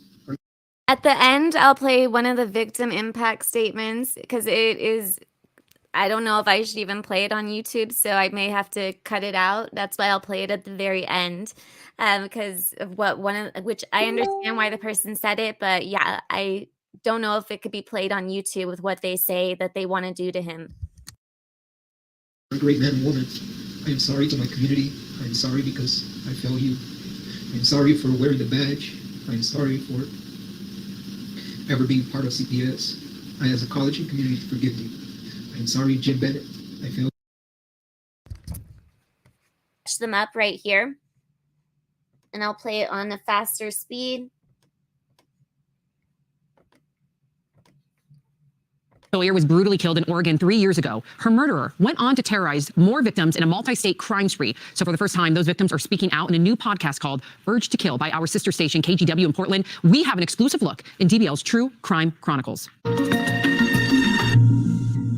Kaylee Sawyer grew up in Bend, Oregon, surrounded by a big, loving family. She was the first grandchild. The 23-year-old was working as a dental assistant, studying at Central Oregon Community College to become a dentist. She had such a big, happy personality, always smiling. It was a Saturday night, July 2016. Kaylee was out drinking with friends at a bachelorette party.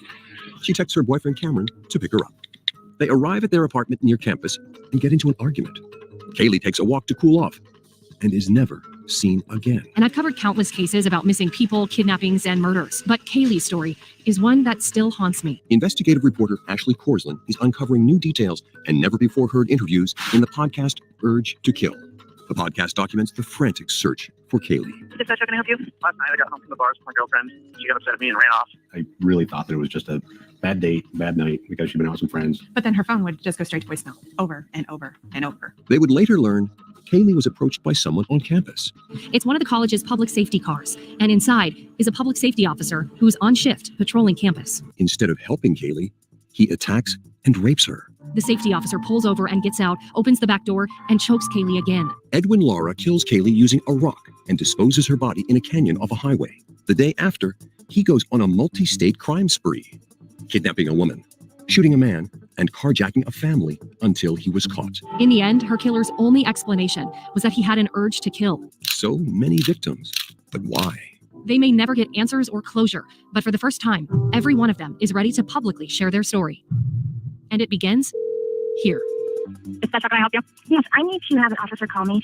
My daughter is missing. Earlier this morning, Tori, Al, and I spoke with the host of the podcast to get a sneak peek of the first episode. We're joined by reporter and host of the Urge to Kill podcast, Ashley Korsland from our sister station, KGW in Portland. Now, Ashley, you mentioned Kaylee's story still haunts you. I mean, you think about all the bachelorette parties that we've all been to. It seems like it could happen to any one of us. What made you want to produce an entire podcast on this? I think there was just something about her story. There's so much that I wanted to learn and so much that really wasn't covered in the news.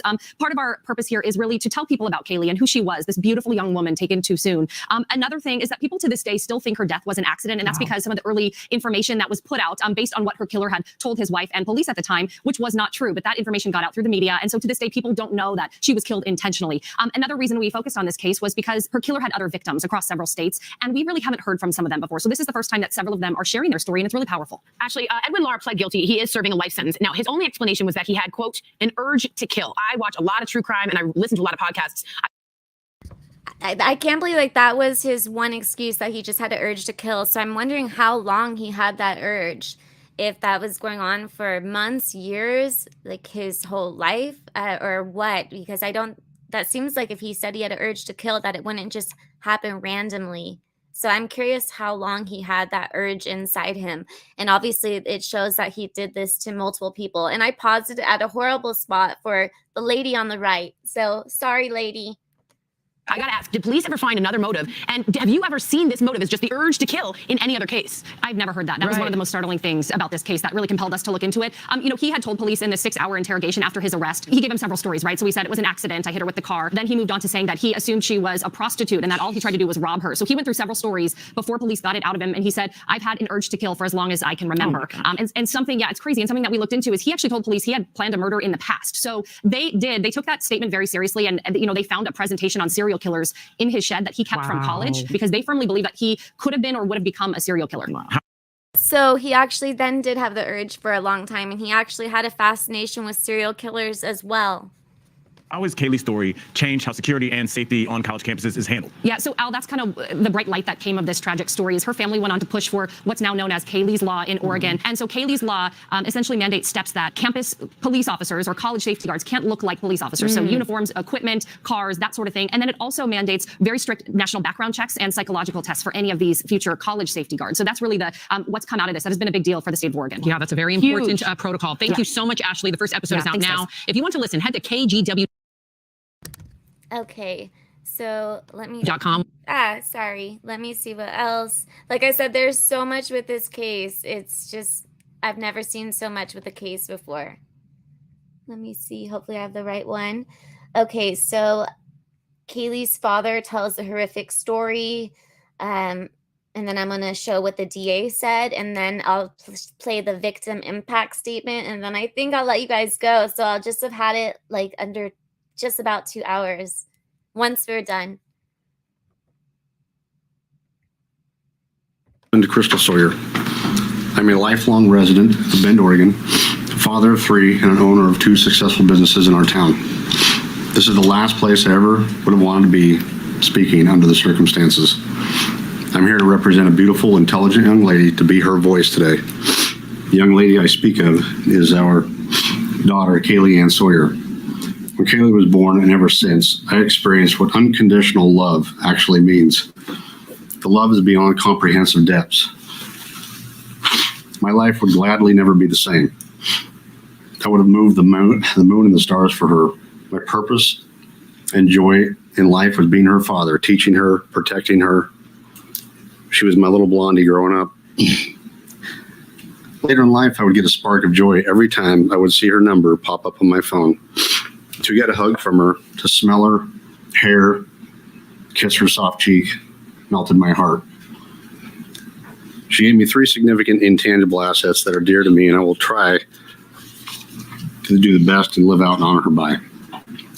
She admired and respected our generosity, forgiveness, and much to my satisfaction, frequently told her boyfriend and others that my dad can do anything. This generally happened when she needed help with something mechanical and promptly told her boyfriend he didn't know what he was doing. Kaylee made everyone feel better when she was around. Her love of life was infectious. Her smile, bigger than life. Her laugh and giggle so unique, I can hear it in my head. I could watch a video of her over and over just to hear her voice. The way she said "Dad" could only come from her.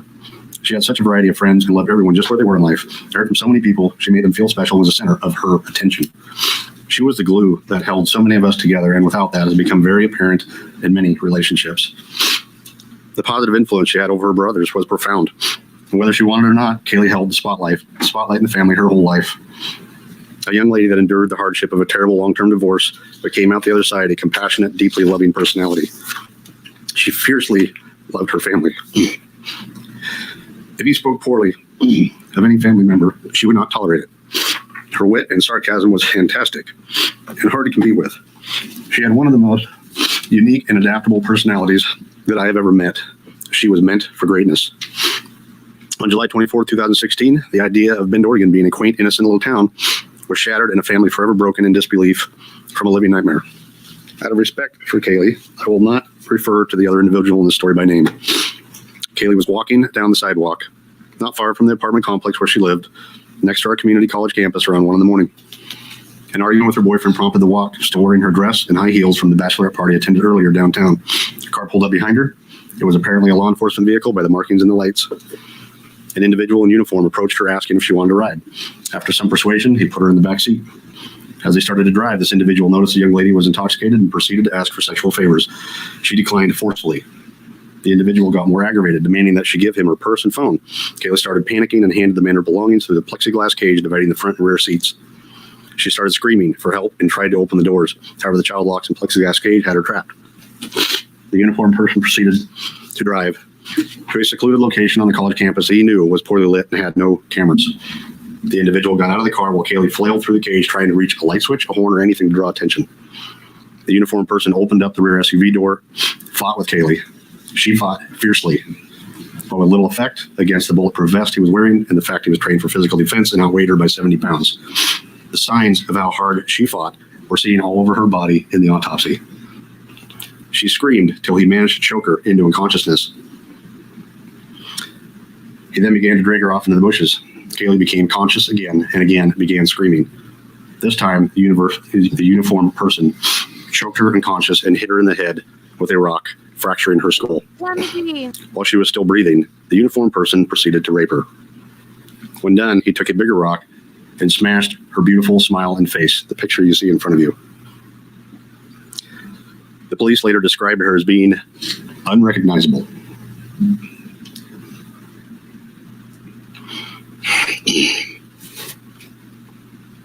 That word will haunt me for the rest of my life. The individual left the body and drove. So she was so unrecognizable after what he did to her, they were only able to ID her through the tattoo on her hand. His security vehicle back to the campus security station. He cleaned up, then drove his regular car back to the crime scene and put the body in the trunk. On his way back home, the individual threw Kaylee's body on the side of the road next to a house about 20 miles from the crime scene. A day later, the individual panicked, fearing somebody would find the body, loaded her back into the trunk of the car, and drove another 10 miles to another location, threw her body off the side of a highway embankment, disrespecting her for the last time. After this murder, in over a 2-day period, this individual drove to Salem, kidnapped 19-year-old Andrea Mays using his security-issued handcuffs and police-issued pistol he took from his wife. He stole Andrea's car and drove to California, shooting an elderly man and kidnapping another family after Andrea's car broke down. After a high-speed chase, the individual was caught and hauled back to Oregon to face his crimes. He was convicted of aggravated murder and burglary and is now serving a life sentence. The other victims are waiting to this day for the murderer to be sentenced for the additional crimes committed in Oregon and Washington 2.5 years ago. Kaylee was 23 when she was brutally murdered. She would be 25 now. I never saw my daughter's body again, as the officers advised it would be unwise to see her. So all I know and have since the last time I saw her is what I've been told happened in a box with my daughter's ashes. My mind still can't comprehend the incomprehensible. I still feel she's going to walk through that door with her big smile and goofy laugh at any minute. She brought sunshine to every room she entered. This event ripped through thousands of people's lives. It left my wife and me in such a state of despair, anger, and anxiety that we couldn't leave the house or workplace without having a panic attack for months. Every holiday, every birthday is a depressing reminder of who's missing and what we have to live without the rest of our lives. The hope and joy that I had in my daughter is now missing and has left a hole so large in me that I have to walk around every day in fear for falling in. Pain is so unbearable at times it still takes my breath away. The murder has fractured the relationships of our whole family and left us feeling very alone. This has left me feeling inadequate to be the best dad to my boys and husband to my wife. I feel there's so much less of me, and what's broken can't be fixed. The most infuriating part of this story came later as I discovered how preventable this murder should have been. In fact, it should have been impossible for this individual to commit these crimes if proper policies and procedures had been in place, policies and procedures that had been in question by our chief of police for years before this murder even occurred. But the governing powers over the college campus security program ignored the warnings of the chief and the local DA. Now we get to my next purpose in life, to honor my daughter and to help others so these events can't be played out again by another violent individual. Campus security officers are entrusted to keep our most valuable asset safe, our children. This college failed our daughter and put a sociopathic individual in a trusted position with little safeguards to assure his behavior on the job was appropriate. People with violent tendencies and sociopaths, correctly termed antisocial personality disorders, can be hard to pick out, but with proper hiring practices for these positions of great test, they should be easier to identify. And if one does slip through the cracks, there should be policies and procedures keeping the criminally minded from acting out their violent intentions. That is why, with much help, I proposed Kaylee's Law, a bill that is intended to fill in the gray areas of our loose statutes surrounding college campus security operations. I implore you to look into and support this bill. And as you read it, the details of Kaylee Sawyer should speak sense and truth to what's written in it. One final point I'd like to make before closing. You might be asking, why are we looking to change law for one random incident, terrible as it may be? Well, the facts of this case show that if it was not Kaylee, it was going to be someone at some point. Do any of you have a daughter or son attending a college in Oregon? Let that sink in. This is not a lightning strike. This individual was going to act out his violent intentions on someone eventually, and then someone else if he got away with it, and maybe he did, and we don't even know it.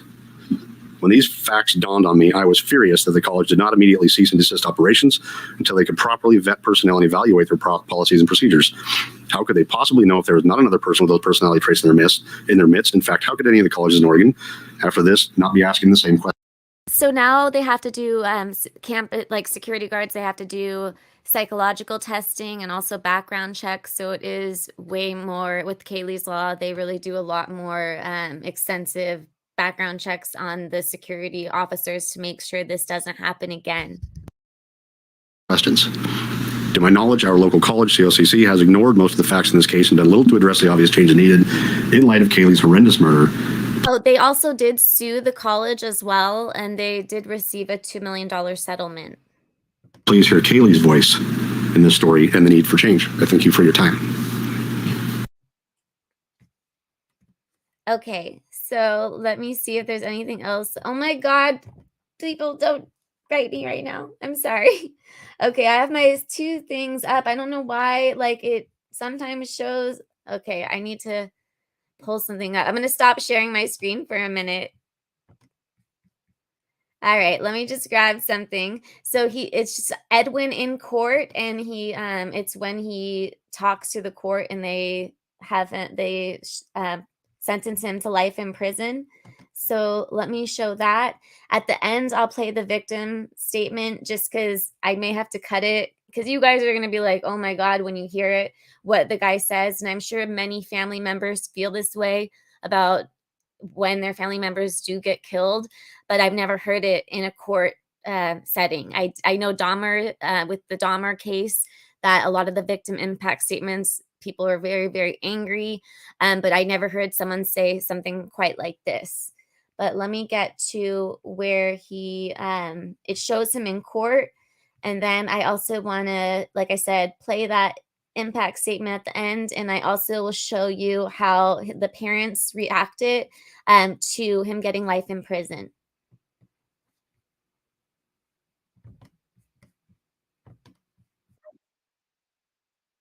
One minute.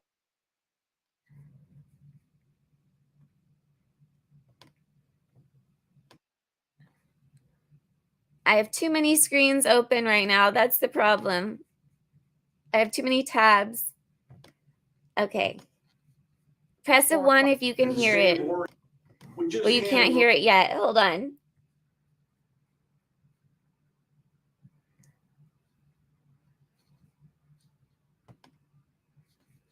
Hold on. Hold, please. I don't know why sometimes. Let me see. Yeah, it's not playing. Hold on. What did I do wrong? Let me stop it and share it again.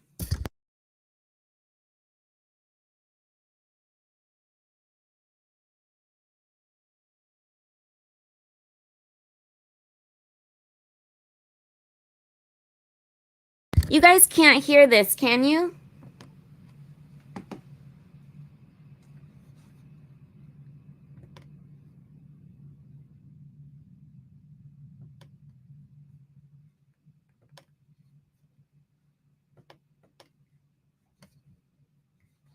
I don't know why this isn't playing for you. What? I mean, it's playing, but I think it's playing on mute. Let me try one more time.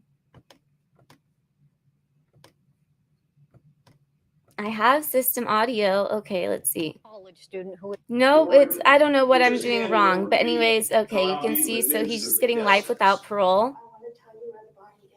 Some pretty emotional testimony from the family of an Oregon college I don't know student why who that's was not murdered playing. a year and a half But ago. maybe Today, I've Edwin Lara capped pleaded in my, I've guilty already to played too many murdering clips, Kaylee so it doesn't Sawyer. want me to play This is anymore. Point 6 News at 4 o'clock. But so after this, like, he did get, like I said, life in prison. They did do Kaylee's law. The family, oh, there we go. Hold on. There we go.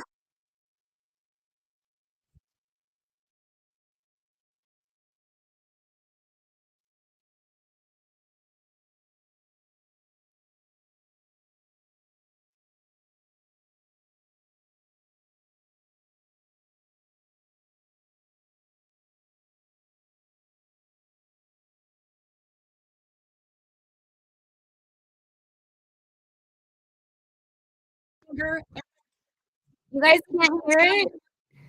Okay, now, like, when you're hearing it, I'm not, and when you are, I'm not. Or it's really weird. You're hearing it when I'm not hearing it, and I'm hearing it when you're not hearing it. I don't know why it's not pulled up on the screen. Okay, let me try sharing it again. I don't know why I'm having so many issues. Okay, let's try this again. It's just 2 minutes. Would just hand him over to me and allow me to administer the death sentence. I want to tell you where the body is. Some pretty emotional testimony from the family of an Oregon college student who was murdered a year and a half ago. Today, Edwin Lara pleaded guilty to murdering Kaylee Sawyer. This is Point 6 News at 4 o'clock. I'm Jennifer Hoff. And I'm Dan Tilkin. Now, this plea means the campus security guard will avoid a possible death sentence for the murder of the 23-year-old woman. Our Amy Frazier is in Bend for today's emotional sentencing hearing and joins us now with these breaking details. Amy?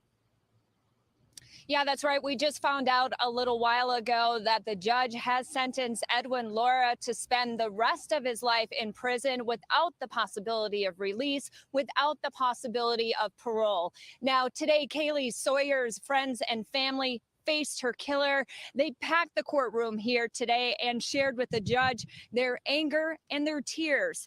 In the Deschutes County courtroom, 32-year-old Edwin Lara pleaded guilty to 1 count of aggravated murder. In July of 2016, Kaylee went for a late-night walk. Lara, who was working as a security guard at Central Oregon Community College, lured and trapped her in the back seat of his patrol car meant for transporting people in custody. Prosecutors say he took her purse and phone and drove her to a remote parking lot on campus.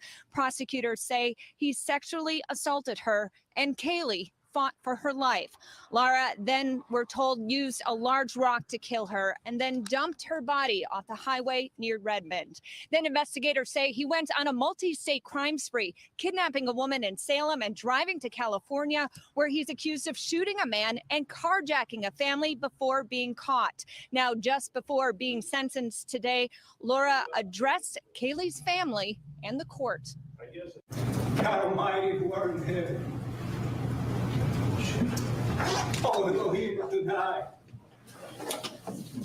I'll ask you, please, heal the hearts, all those broken hearts of this community.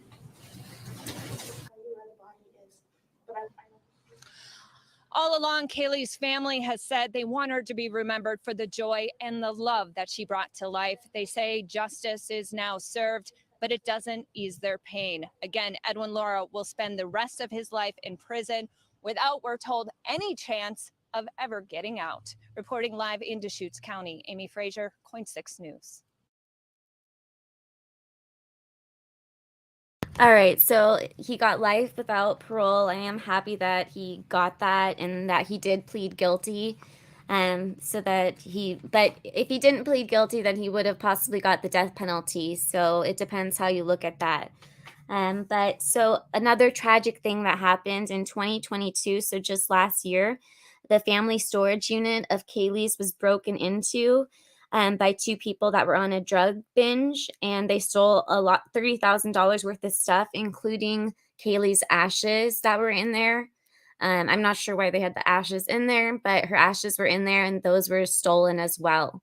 And the people said that the ones that stole them, that they just tossed them. So the family does not have her ashes anymore, which I think that's absolutely horrible.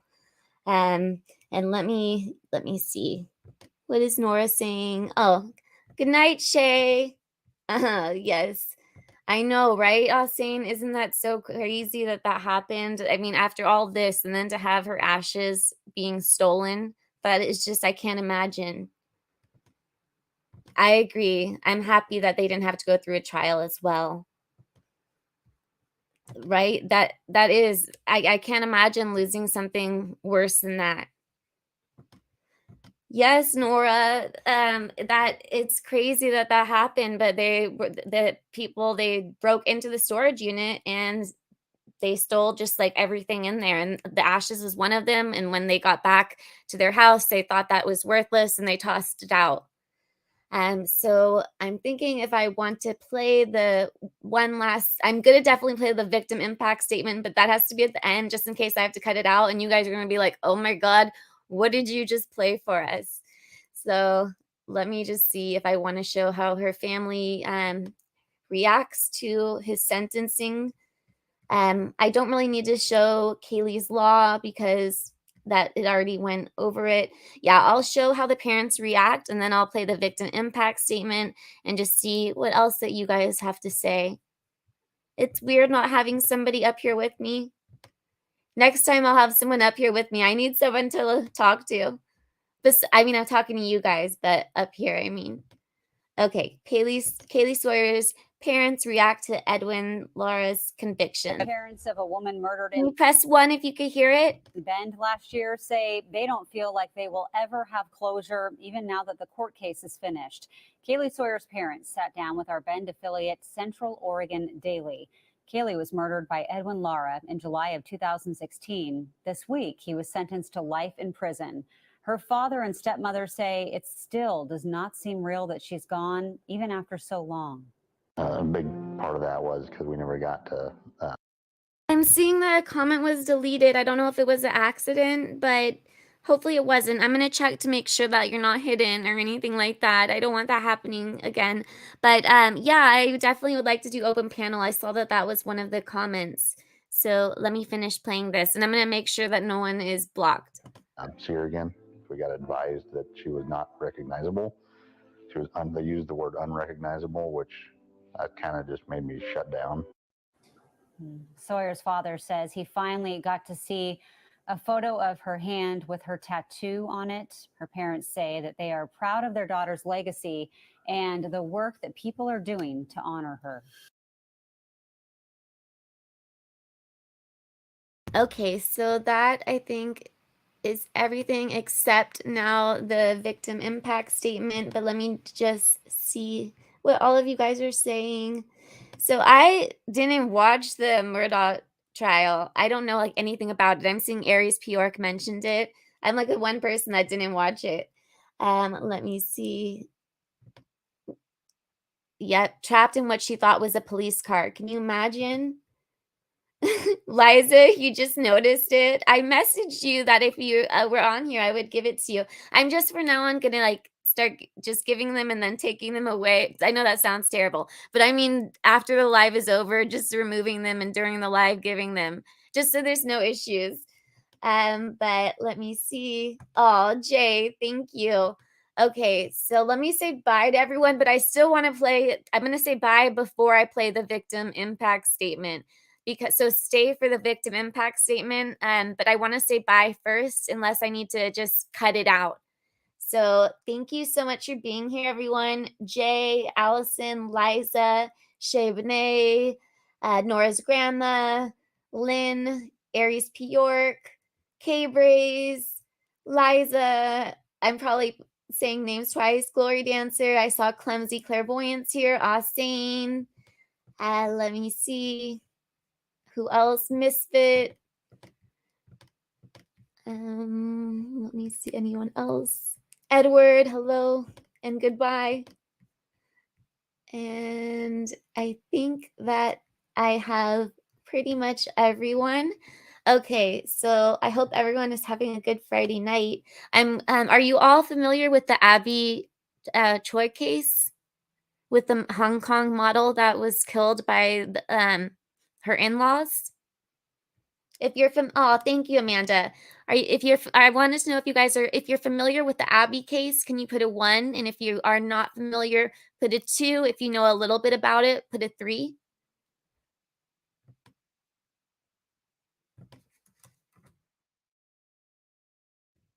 Aries says somewhat.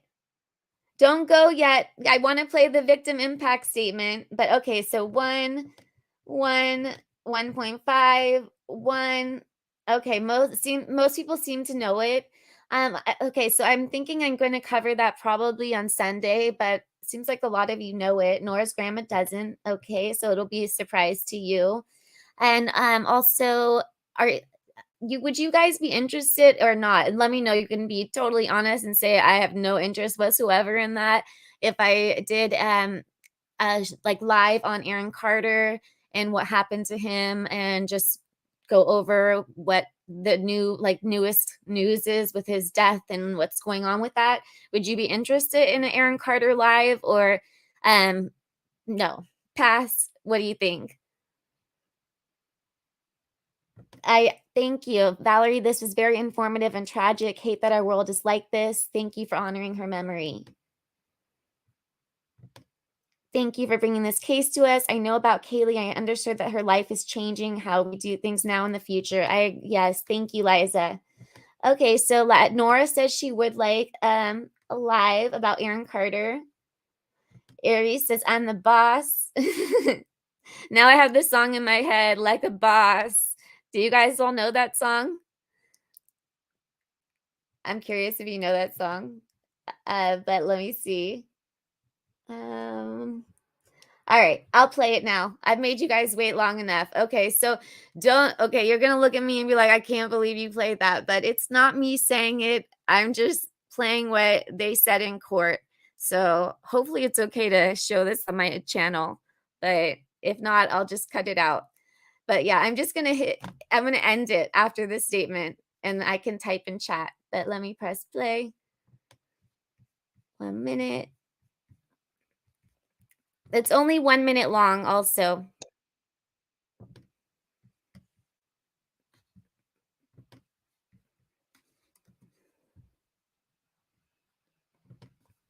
Presenting, sharing. Okay, so press a 1 if you could hear it. I'm gonna have it on normal speed. Okay, it is. All right.